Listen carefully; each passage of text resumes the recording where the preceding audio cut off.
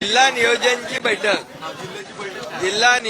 बैठक ठाणे जिल्हा आणि मुंबई शहरची बैठक होती। त्या बैठकीमध्ये अनेक विषयांवर चर्चा झाली आणि मुंबई शहर जे आता मुंबई एक आपली आर्थिक राजधानी आहे, इथं जगभरातले लोक येतात आणि या ठिकाणी म्हणून या मुंबई शहरातले जेव्हा मी डीपीडीची एक जिल्हा नियोजनची बैठक घेतली तेव्हा अनेक आमदारांनी सर्वच आमदारांनी काही सूचना केल्या होत्या।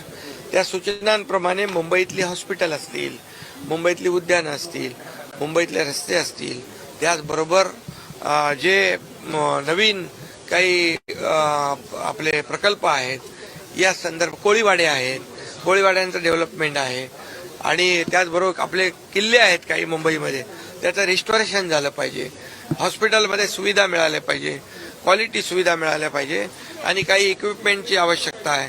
तर अशा सर्व चर्चा जिल्हा नियोजन बैठकीत झाल्या होत्या आणि त्या आजच्या या बैठकीमध्ये मी सर्व सविस्तरपणे अजितदादा आणि आमची चर्चा झाली आणि त्या संदर्भात आवश्यक तो निधी मी मुंबई शहर आणि ठाण्यासाठी जिल्ह्यासाठी ठेवण्याची मागणी केलेली आहे।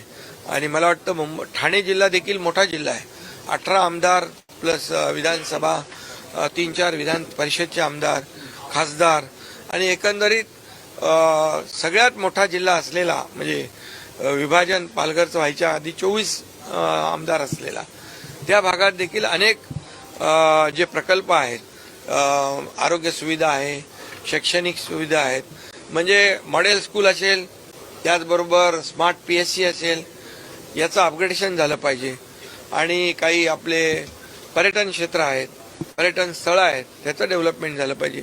या सर्वांवर आरोग्य, शिक्षण, टुरिझम आणि इतर इन्फ्रास्ट्रक्चर यावर जे पैसे आवश्यक आहेत त्याची देखील मागणी केलेली आणि नक्की मला वाटतं यामध्ये विकासासाठी कुठेही पैसे कमी पडणार नाहीत, एवढं मात्र या ठिकाणी सांगतो।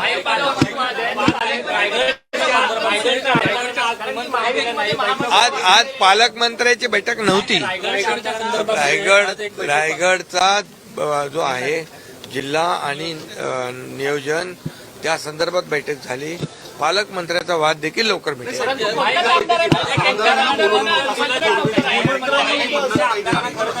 ठीक आहे, काही आमदारांनी त्यांच्या ज्या काही भागातल्या सूचना असतील त्या त्यांनी द्याव्यात, त्याचाही अंतर्भाव मी आणि मुख्यमंत्री आणि अजितदादा फायनान्स मिनिस्टर आम्ही मिळून त्या आमदारांच्या सूचना, त्यांच्या भागातले जे काही प्रश्न आहेत ते देखील आम्ही त्याच्यामध्ये बजेटमध्ये घेऊ।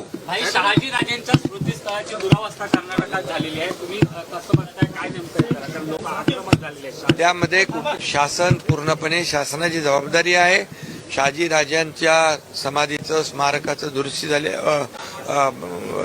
दुरावस्था झाली आहे, तर त्या ठिकाणी शासन पूर्णपणे ती बाब गांभीर्याने घेईल।